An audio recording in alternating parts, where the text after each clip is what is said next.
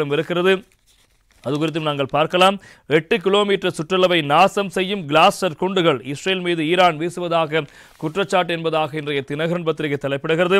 ஈரானில் உள்ள அணு ஆயுதங்களை இலக்கு வைத்து இஸ்ரேல் கடந்த சில நாட்களாக தாக்குதல் நடத்தி வருகிறது. அணு ஆயுத தயாரிப்பு ஈரான் தீவிரமாக உள்ளது என்றும் அதற்கு தங்கள் அச்சுறுத்தலிருப்பதாகவும் கூறி ஈரான் மீது தற்போது இந்த இஸ்ரேல் தாக்குதலை மேற்கொண்டு வருவதான செய்திகள் முக்கியமாக இருப்பதை காணலாம். ஆபரேஷன் ரைசிங் லைன் என்ற இந்த தாக்குதலை ஆரம்பித்திருக்கிறது. இவ்வாறு இருக்க இப்போது இந்த விடயத்தில் போர் 8வது நாளை எட்டியிருக்கும் நிலையில் இப்போது 9வது நாளாக மாறியிருக்கிறது. எனவே இந்த நிலையில் தான் இப்போது ஈரான் ஏவுகணையில் போர் முனையில் சுமார் 70 கிலோமீட்டர் அதாவது 4 உயரத்தில் உடைந்திருக்கிறது. மத்திய இஸ்ரேலிய பிரதேசத்தில் சுமார் 8 கிலோமீட்டர் அதாவது 5 மைல் சுற்றளவில் சுமார் 20 சிறிய குண்டுகளாக வெடி சிதறியதாக தெரிவிக்கப்படுகிறது.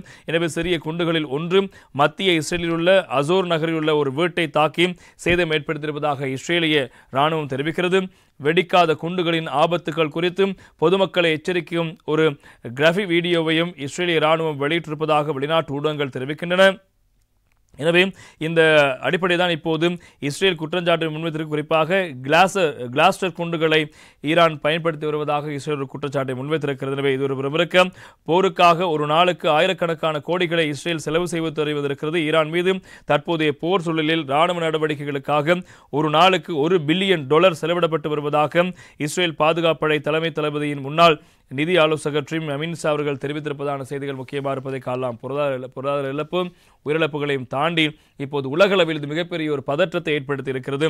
உலக பொருளாதாரம், உலக மக்களின் அன்றாட வாழ்க்கை நிலை உள்ளிட்ட பல விடயங்களில் இந்த இஸ்ரேல் ஈரான் யுத்தம் மிகப்பெரிய தாக்கத்தை ஏற்படுத்தி கொண்டிருக்கிறது. எனவே அதனை நிறுத்துவதற்கு உலக நாடு தலைவர்கள் முன்வர வேண்டும் என்பதுதான் இங்கே இருக்கின்ற மிகப்பெரிய கோரிக்கையாக இருக்கிறது. பார்க்கலாம் இந்த விடயங்கள் முடிவுக்கு வருகிறதா அல்லது இது மிகப்பெரிய 3ஆம் உலக யுத்தமாக மாறுமா என்பது தொடர்பான விடயங்களை நாங்கள் பொறுத்திருந்து பார்க்க வேண்டும். ஆனால் அமெரிக்கா இப்போது ஈரான் மீதான தாக்குதலுக்கான மறைமுகமான திட்டங்களை வகுத்து வருவதாகத்தான் சர்வதேச ஊடகங்கள் செய்திகளை வெளியிட்டிருக்கின்றன. இன்று காலை வரையான தகவலின்படி அமெரிக்கா ஈரான் மீதான தாக்குதலுக்கான ஆயுதங்களை குறிப்பாக பின்புல வேலைகளை செய்து வருவதான செய்திகள் தான் இங்கே முக்கியமாக இருப்பது நாங்கள் காணலாம். அது நிகழ்ந்துவிடக் கூடாது என்பதுதான் இங்கே இருக்கின்ற மிக முக்கியமான தகவல். காரணம் இந்த யுத்தம் என்பது அமெரிக்கா யுத்தத்தில் களமிறங்கின்ற போது அது வல்லரசு நாடுகளுக்கிடையான யுத்தமாக மாறிவிடும். எனவே இது இஸ்ரேல், சீனா, அமெரிக்கா போன்ற இந்த மும்முனை போட்டி தீவிரமடைகின்ற போது அது மிகப்பெரிய தாக்கத்தை ஏற்படுத்தும். எனவே எல்லோருக்கும் பொதுவான இறைவனிடம் எல்லோரும் வேண்டிக் கொள்கின்ற முக்கியமான விவகாரம் இந்த யுத்தம்